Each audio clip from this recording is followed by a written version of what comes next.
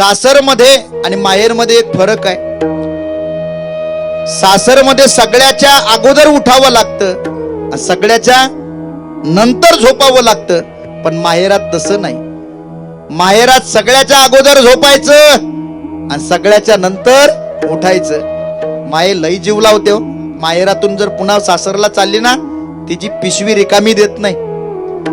तांदूळ देईल, डाळ देईल, मिरच्या देईल, बटाटे देईल, कांदे, काहीतरी देईनच हो.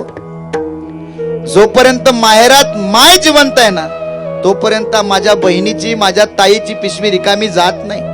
पण एकदा का माहेरातली माय मेली ना, पिशवीमध्ये बदल झाल्याशिवाय राहत नाही. का?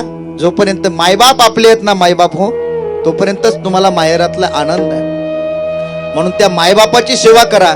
त्या पुंडलिकाने सुद्धा मायबापाची सेवा केली. परिणाम, विटेवरचा मालक त्याच्या समोर आला. त्याला देवाकडे जायची गरज पडली नाही, देव त्याच्याकडे आला. का? मायबापाच्या सेवेची ताकद आहे. सेवा करणारा तो सेवक राहत नाही, तो देवाच्या आवडीचा भाविक बनतो.